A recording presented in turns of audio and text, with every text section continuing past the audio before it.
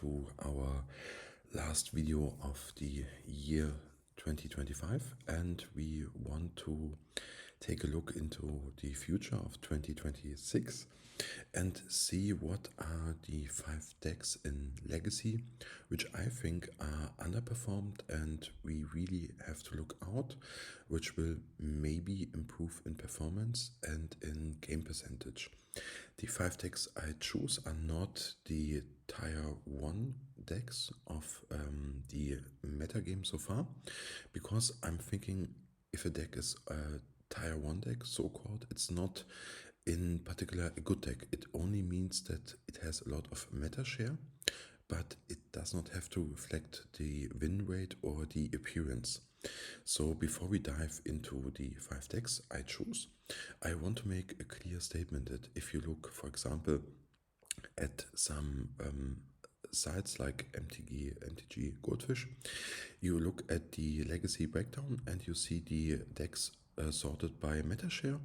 So we see that on the first place is Dimir Tempo with a meta share of 10%, followed by Is It Tempo, Eldrazi, and some variants of Omnitel and Sneak and Show. So those compared, for example, are 9%. So it's the second place. So sometimes the cluster is a little bit misleading for archetypes. So keep that in mind that the data is not always true, because I'm thinking that Omnitel and Sneak and Show are mainly the same archetype, and the same can be said for the archetypes of Storm. The site doesn't really split it up between maybe an Epic Storm or Black Saga Storm, for example. And also we have a new addition, because the black and blue or blue and red affinity deck, for example, is now on its own with a deck archetype, and here it's so-called Affinity Stompy, and this iteration is new because it was often listed under 8cast or something else, so it's really hard to find and reflect the deck in the meta share. And with this little introduction to its own archetype, people see the deck more, because in the past you only saw the deck if you look on the recent decks, but you didn't find it on the main page. So I'm thinking that the play rate and meta share rate of the deck will increase in future, because people are now able to see the deck and maybe to try it out. And for example, it's also a compared cheap deck to get into at least paper Legacy. But keep this in mind. And my second approach in introducing those kinds of decks is that the most data which comes from MTG Goldfish are driven by MTGO online events, for example, leagues and challenges. But for the online metagame is a little bit more dense, because you have a really specialized player base which are on average better than the paper player in your local game store, and the people are often driven by what has won last week. So if a challenge or a league comes through, people go to the recent decks and they say, oh, okay, is it ever 5-0? I will copy that list.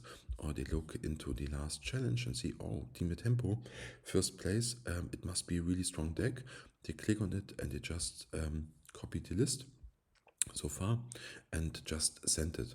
So we have a self-evolving metagame, because the same decks which win will on the next week or the next 2 weeks will multiply by itself. So for example, you see here as some kind of Storm variant one, so it's likely that the Storm meta share in the online metagame will rise, for example, because people didn't play it by their feel or what they like. They only often, especially for modern players or players with other archetypes, and they play cross formats, they just look up, okay, what are the recent best, so-called best decks, and will just copy the list. So you see, if a Dimir Tempo deck do well, the meta share will increase, because people are thinking, oh, it's the best deck in the format, but it's not the case. So I want to make that clear statement, and we see those kinds of huge gaps often in paper events. For example, we saw it in the Eternal Weekends. For example, in the Asia one, the Is It Delver deck took it down for sure. But if you look in the top, I think 32 or 64, there was no other Is It Delver list included. So the Is It Delver deck is not doing so good in win percentage. It has maybe a win percentage of 54-55%, which is above average, but it's not that you won Is It Delver and you make first place in every tournament. That's not the case, and that's not what the data includes so far. So keep that in mind. For example, if we look here at the Asia Legacy Championship, or so-called Eternal Weekend, we see Is It Delver is the first place. But if you look down into the 32 or 64 places, and it's not that a deck which made the 40th place is a bad deck. It means only that the deck just took one more loss as needed, and one more loss on an average of 14 rounds is just more a luck element than a skill element, because you can choose your deck, you can choose your decisions on the play, but you cannot choose your opponent. So you can make a run of 14 rounds and you never play a mirror match, or for example, you never play or face an adversary deck. So there's often a little bit luck involved in the pairing, and you can also play an archetype and play 5 rounds in a row versus a fringe archetype, or 2 times against lands. You can't plan for it. So please keep it in mind if you look at those kinds of data. But if we drive any further, we see that there is no other Is It Delver deck, at least on the first look. The second Is It Delver deck comes at the 94th place, and followed by a Crixus Tempo Shell. So it cannot be concluded that Is It Delver is the best deck on the field. And we see Dimir Tempo is strong stacked up, and we see, for example, what the data tells us, that Eldrazi has a really strong one with multiple copies in the top 32, and also some Stoneblade variants, also Affinity. So there's a wide range, and also keep in mind here are more copies of Oops All Spells in the meta share.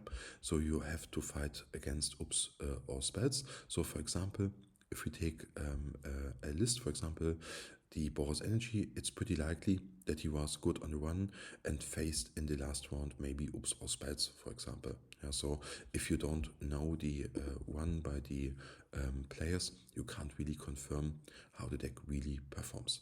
But that's for the start, as a kind of intro before we get into our 5 decks, which I think are really have a rise in 2026 and are really underplayed by the raw power and win percentage. So that's be said before we start and dive into our first deck. The first deck I want to show you is on my favorite pick list. It's so-called Dimir Cloudpost. It's a Cloudpost shell which plays blue for Talent Trap Trainer and some form of counters in form of Force of Negation and Force of Will. And the blue comes in really handy with Stock Up, because it's an Ancient Tomb deck, so you can play Stock Up for physical 2 lands, so on turn 2. So Stock Up has a lot of upside in this deck, and also Stock Up is a pretty good card because it's not a Ponder, it's not a Brainstorm. You don't have to worry about Orc Spormaster, for example. And I'm thinking it's a really strong deck. And the latest iteration of the deck is really interesting, because it now is called Dimir. It's not a real Dimir deck, it's a really light splash of black. The deck plays 1 Underground Sea, and for Planar Nexus as combo with the Tower or the Cloudpost to accelerate the mana. But the Planar Nexus can also generate black mana, and the deck is playing 2 Waterlock Teachings as a kind of instant. You can pitch it to Force of Will. You can search your deck for an instant, and you have access to the One Dismember as a kind of removal, Sink into Stupor, which is also an instant on the front card. You can pick in Kozilek's Command, and you can pick a counter in form of Force of Will, or even Force of Negation. So it's a pretty good card. It all three phases, as a pitch card, as a front card, and as a back card, are really handy, because the backside is just a blue-black land, from which you can cast the, if needed, the black splash. And we noticed that we have on the main board, besides Dismember, which is not really a black card, no black cards in the main board. The black splash is only for the sideboard, and the deck wants 4 barrel golf in the sideboard. I'm thinking it's a clever idea, because what is said about Stock Up can also be said about Barrow Golf. Because we are an Ancient Tomb deck, we can play Barrow Golf, a strong creature which will occur first on turn 3. We can apply it on turn 2 and have a clock on its own. And the best behind is that we are not a combo deck. So this deck is separated by the Mystic Forge deck, because it's not so artifact heavy. We don't have a Volcanic Key or a Quim Monolith to tap our wing and draw and draw and draw. We are more like a traditional control deck. You can compare it with a blue Urza's Tron deck. We play a role of a control deck, and we close the game by just card advantage and a card which our opponent can't deal with, in form of Ugin and Khan. And the most likely win condition so far is just playing Khan and getting the recursive letters from the sideboard to lock our opponent out of the game, and then we win just with a ping of a tunnel trap dinner. It doesn't matter that much, but that's the game plan for now, at least. And the big upside is that our opponents will likely remove all their creature removal spells from the main board. So if we bring Barrow Golf in after sideboarding, our opponent is likely to do not have any kind of answer for it. For example, if you play a fair blue control deck, you have 4 Swords to Plowshares, you will likely bottom out. And if we bring the Barrow Golf in, our opponent has no clean answer to the Barrow Golf, and it's often occurred that just the Barrow Golf on its own will win the game after boarding.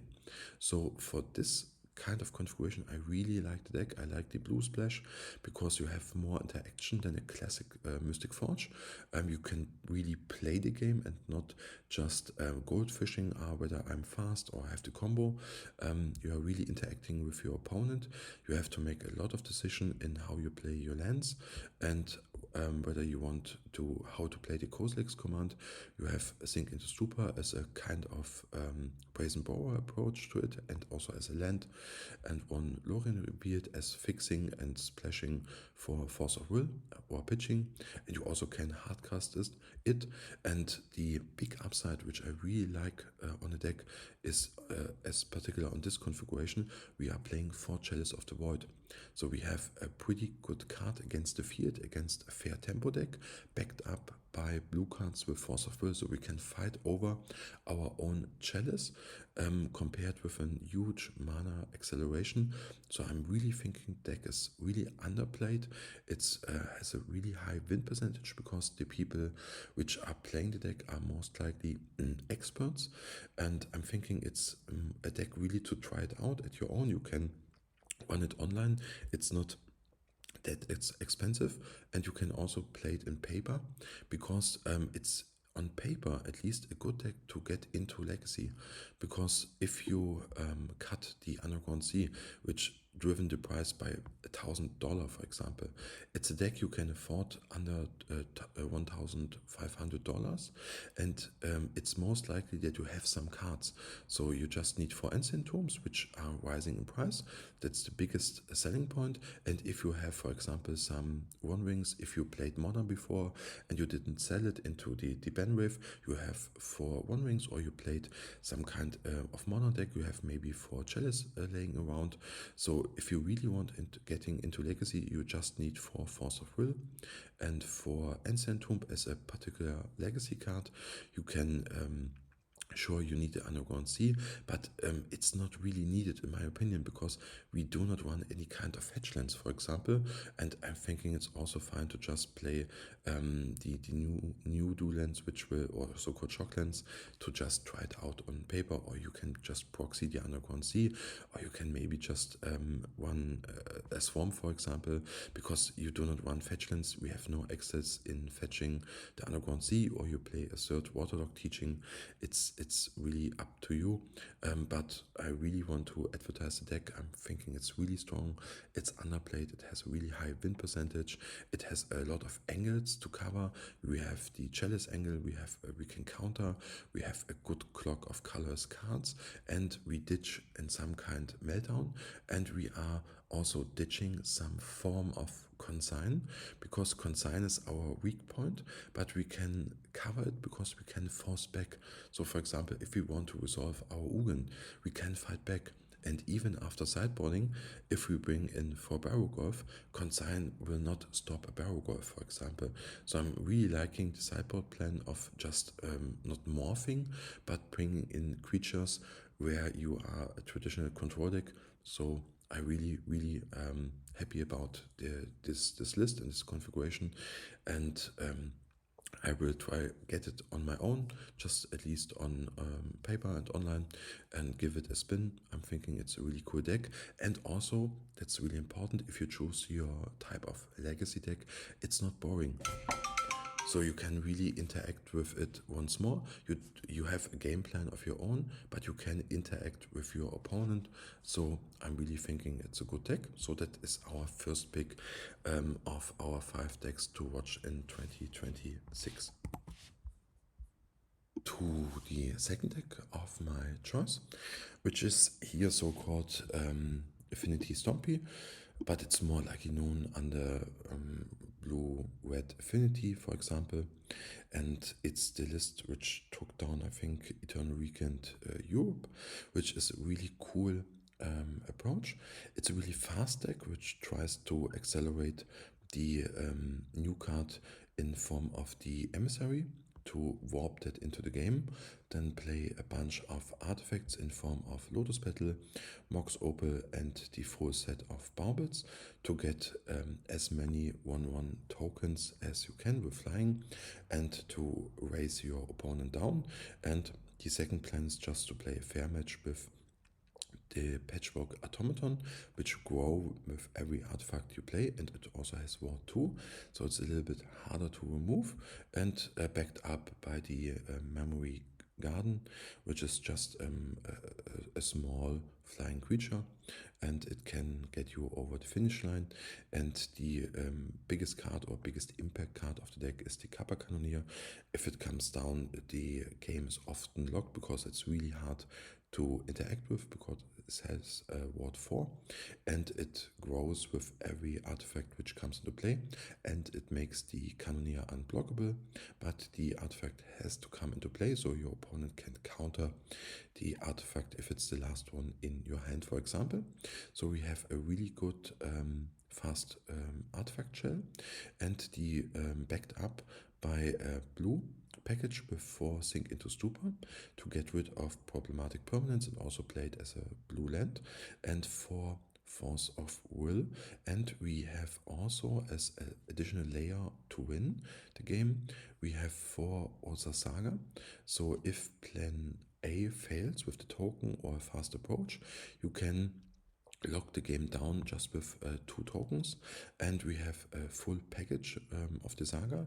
We have a utility suite of consists of the Aether Spellbomb to bounce maybe a Golf or a Murktide Regent, for example, and a Piffy Needle to maybe get rid of Wasteland, or a flipped Tamio, or some engineered explosive, for example, can also be named. So it's a good utility card to have around, and 1 Lava Spore Boots to get your tokens faster over the finish line, so that your first attack consists of 2 tokens instead of 1. So it's often a 2-turn clock. So I really like this angle with Ursa Saga backed up by a Force of Will package. And the biggest upside, in my opinion, is that if you compare it with other artifact strategies which are based on Ancient Tomb and Urza Saga, and especially to the Mystic Forge deck, it's not so weak against consigned to memory. Because if we look into our threads, for example, they are, besides the patchwork automaton, they are not colorless. So an emery cannot be countered by consign. Same is for the emissary, the guardian, and the kappa cannoneer. It dodges all consign to memory.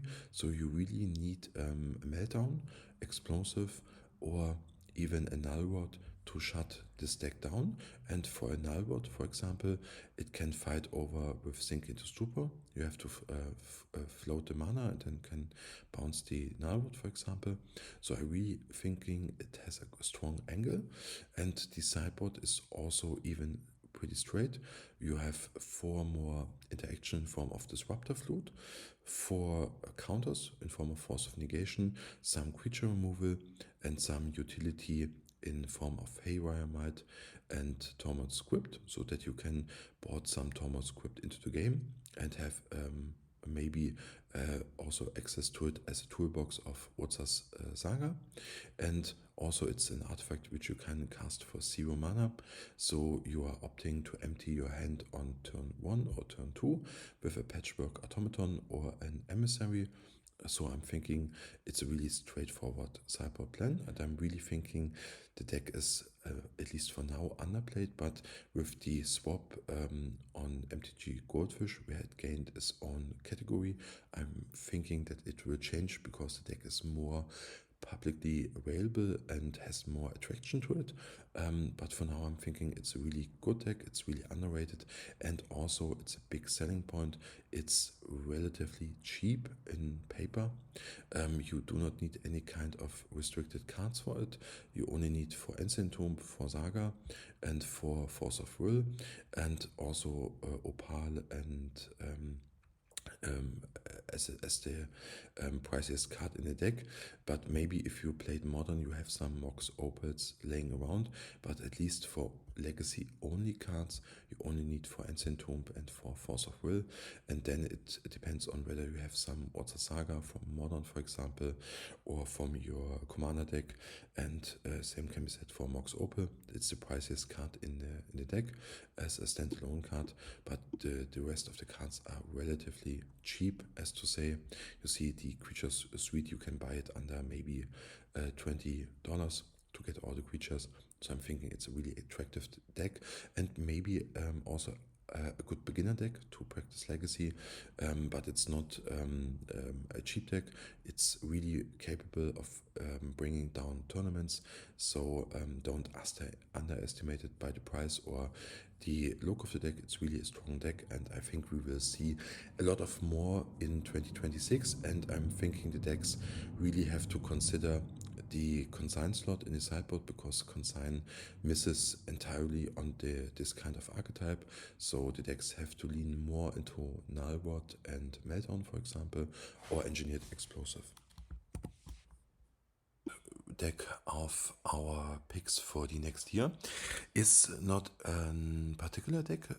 Here I picked a form of Cradle control, but it's not many this kind of archetype. It's more a new addition to the green shell in form of a new card, which is the Betchmore Cup. It's a creature. It applies a +1/+1 counter on land, and if the land dies, it comes back into the battlefield.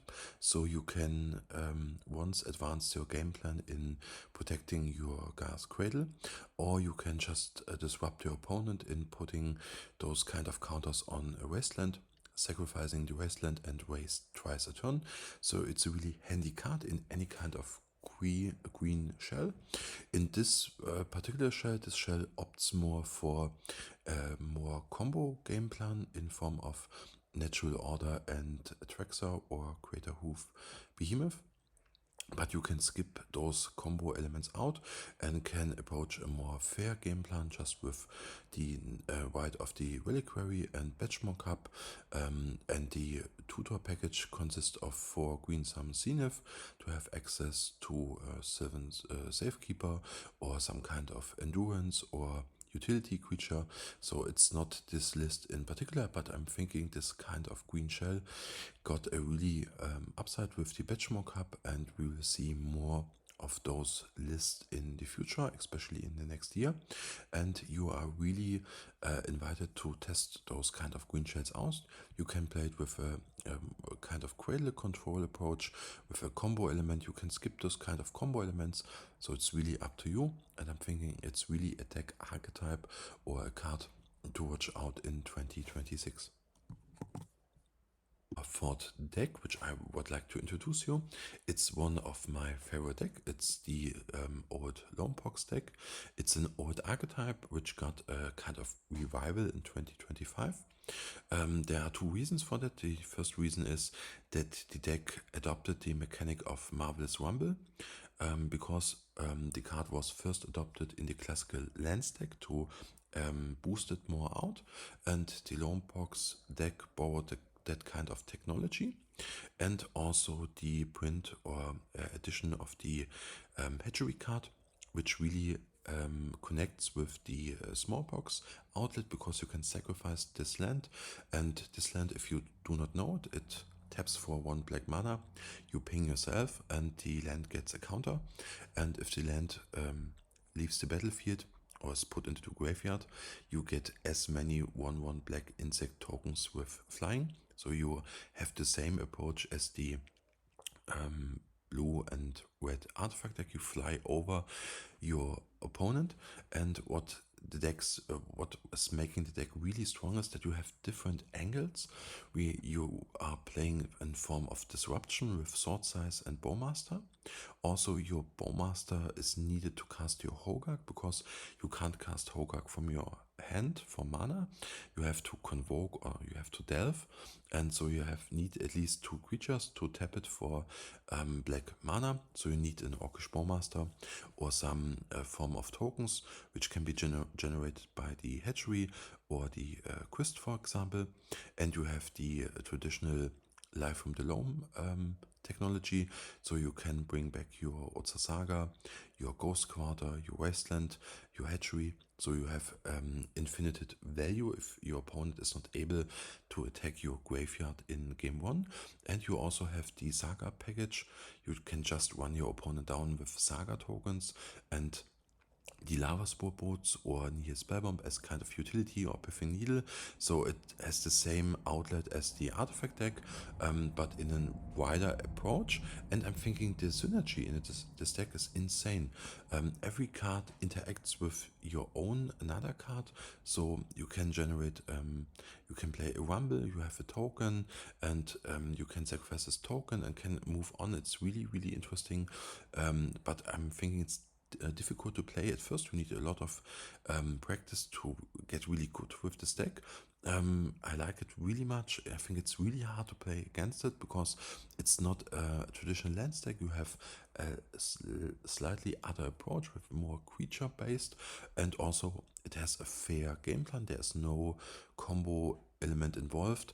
Beside Hogak, which is really an unfair card on its own, it's really hard to deal with because even a Murktide can really not stop it. So the 8/8 body comes in really handy, and I'm thinking that archetype shows a strong performance, and it will rise in 2026 if more players like to pick up the deck, maybe in paper or more on the online approach or MTG online. Because in paper, I think it's really hard to acquire those kind of strategy because you need 4 Mox Diamond, which are really expensive in paper. So if you are not a lands player, you maybe don't have 4 Mox Diamond laying around, and on top of that, you need some traditional dual lands in form of bio. So I'm thinking if you are more a lands player, you can try this kind out, or you can make a swap into those kind of decks and can maybe build a lands deck further on the line. But keep in mind, I'm thinking this kind of deck has a huge advantage because there is no tabernacle needed. Tabernacle is a fringe card. It costs a lot of money in paper and you only need it in lands, or if you play vintage you need it in the sideboard against strategies. So if you're not a vintage player or a traditional lands player, I'm thinking it's a huge upside to try those kind of archetypes out, and I'm thinking it's more suited or more rounded as a mid-range deck. So I'm really hope to see more of Loam Pox in 2026, and I really can advise you to just try it out at least on MTG online. It's cheaper than trying out in paper. You can maybe proxy down some cards, but give it a try if you are interested in those kinds of strategies. On my pick list is a deck I really like. I'm really interested in trying it out. It's an unusual color combination. It's a blue and white combination. So we are an Azorius shell, but traditional blue and white decks are often compared with Cephalid Breakfast or Control. And this is a real tempo deck. You play 3 daisies, 4 Force of Will and Wasteland. So I'm thinking the tempo arguments are fulfilled, and also we play 3 Tamio. So we have a good basic package on a tempo shell, and the deck has 2 kind of hybrid strategies. The first strategy is just a Stoneforge package. So we play 4 Stoneforge Mystic and compare it with 3 tutor targets in form of Better Skull, which is a really classical approach. Pre-war firmware, it's a like of redundancy. So if your Stoneforge get killed, you can tutor for the equipment, get it back, or maybe get the Tamio back. So it's a really hard card to interact with. And a new card, which is the Meteor Sword from the Final Fantasy set. And this is just an removal artifact. It comes into play, it destroys target permanent, and it's colorless, so it can deal with an resolved Emrakul versus Sneak and Show, and you can flash it in with Stoneforge Mystic at an instant speed, so you are protected against an Emrakul kill, and also the equipment costs are really low. You can equip some kind of creature, for example a Tamio, and it will boost the creature stats with +3/+3. So it's really serious threat on its own. So I'm thinking it's a good small Stoneforge package, and to give it more access as a tempo shell, the deck is also running 3 Murktide Regent, which I really like. I think it's an excellent card, especially in a Dimir tempo metagame. The deck really struggles to remove a resolved Murktide region, so I'm thinking it's a pretty good card, especially when you run Brainstorm and a Ponder package. And on top of that, the deck is playing the new approach with Quantum Riddler, with the warp mechanic, which function similar as the adventure mechanic. So the creature comes into play with the reduced warp cost. So the trigger, you get the full trigger, so you draw at least 1 card. And if you have 1 or fewer cards, you draw an additional card. So it just draws a card or fill out your hand if you are empty-handed. And at the end of your turn, the creature is exiled and stays in exile. And then you can cast it again like an adventure card for the full cost of 5 mana. So you have some out in the late game. And the deck is trying to cheat with the warp mechanic, like a traditional Dreadnought deck, for example. So the deck runs multiple Stifle to just counter the triggered ability of the warp effect, and so that you can for 3 mana have a 4/6 flying creature into the battlefield ahead of time. I'm thinking it's a really good approach. And also Stifle is a good tempo card. You can counter opponent's fetchland activation or hatchery activation or the ultimate on a Tamio or just flipping the Tamio. So Stifle is a handy card on its own. It's not a strong card, but it comes in handy in certain moments on certain matchups, or you can counter an Atraxa trigger. I'm thinking it's a good card, and foremost it's a blue card, so you can fetch a pitch it anyways to your force of will, so or afterboarding to your force of negation. So I'm thinking it's a really cool approach in a tempo shell. And to accelerate those cheat mechanics, the deck wants for failure, which is a kind of a flicker card. The card has flash on its own, and if it attacks you, exile a creature, either your own or your opponent creatures. They return at the end of the turn, and if it was your creature, then the failure gets one +1/+1 counter, so it's boosting itself if you flickered your own creature. And you can use it either ways. You can remove an opponent's creature, so for example a Murktide Regent, so it comes back with no counters, so it's shrinked. Or you can deal with opponent's tokens like a Bowmaster token, or versus a land strategy you can flicker a Marat Large token if it has no haste, for example. So I'm thinking it's a really handy card, and you can use it at your own creatures, so you can with that flash in at the end of your opponent's turn a failure, then warp a Quantum Riddler, attack with the failure, flicker it, and the Quantum Riddler will stay or is flickered into a full creature. So you have cheated Quantum Riddler into the game on turn 3. And you can also use it to flicker your or trigger your Stoneforge Mystic again, so that you can reach on the first equipment on the pre-warm formal wear and then get to a Better Skull or a Meteor Sword. So it's really good. And also it comes in handy. You can flicker your Tamio.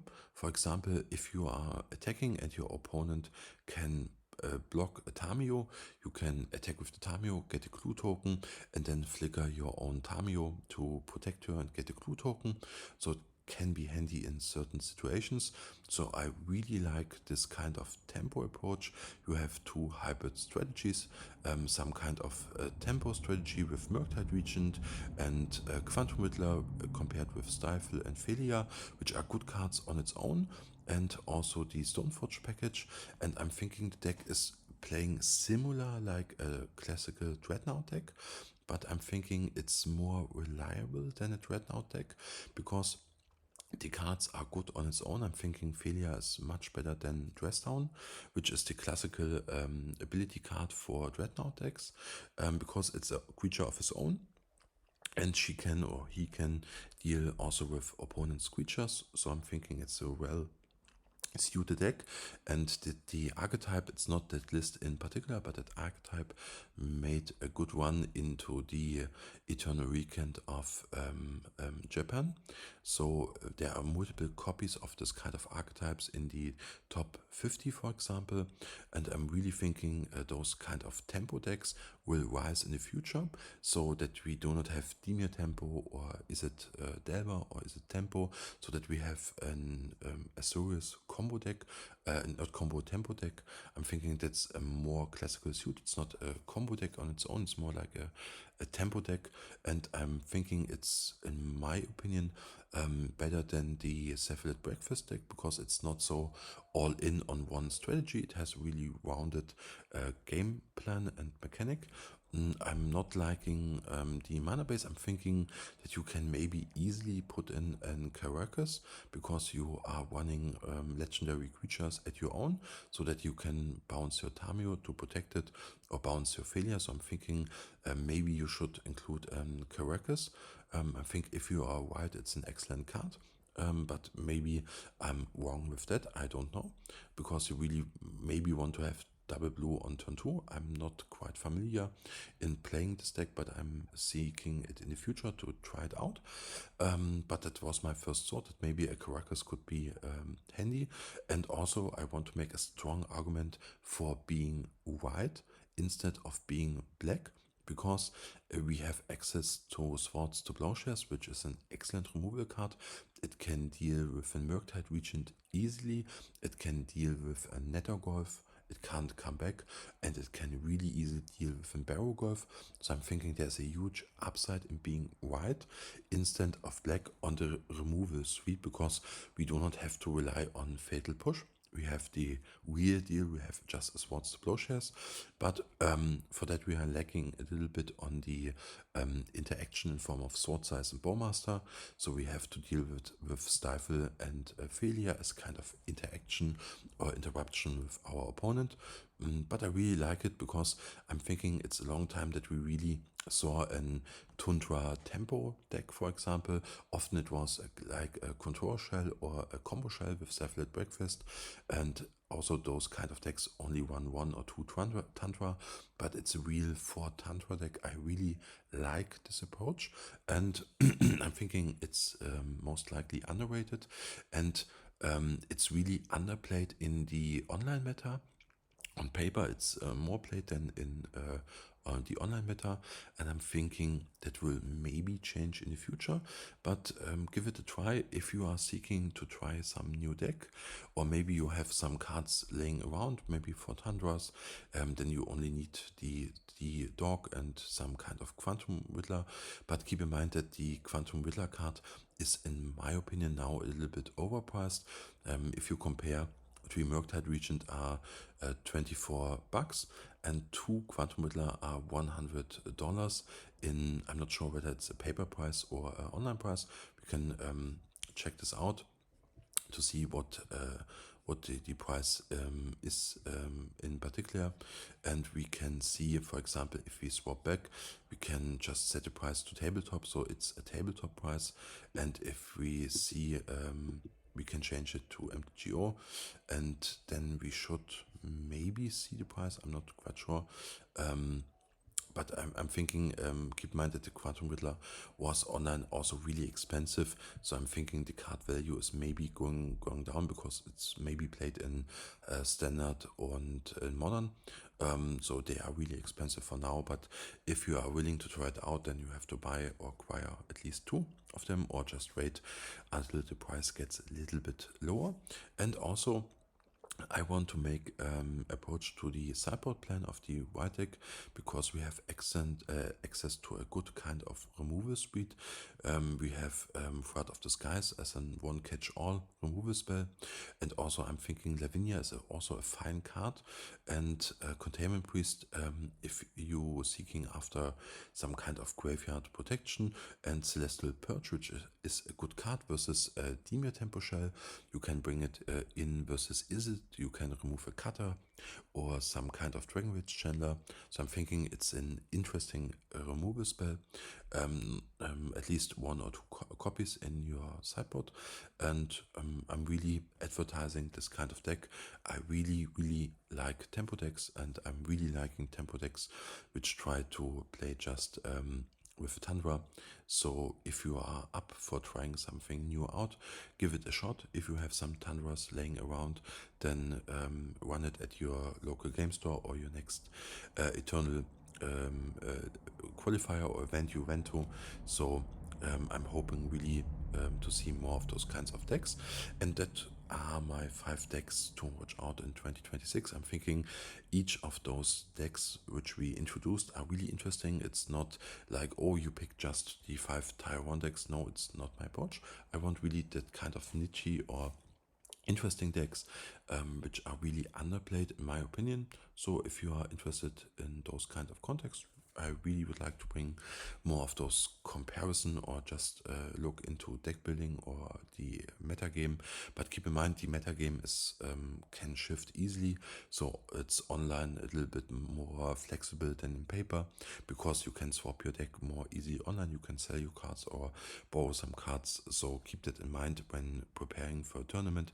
There is no best deck. The what is in 1 week good can on the next challenge be a bad choice, because more people are picking up those kind of clone effects. They just copy some decklist which they saw from last week. So keep that in mind when choosing a deck, for example. But I'm thinking it's a good choice and a well-rounded deck choice in those 5 decklist. And I hope you enjoyed the content, and I wish you a really good start in the new year of 2026. And thank you for watching so far, and we see us in, or hear us in, our next video.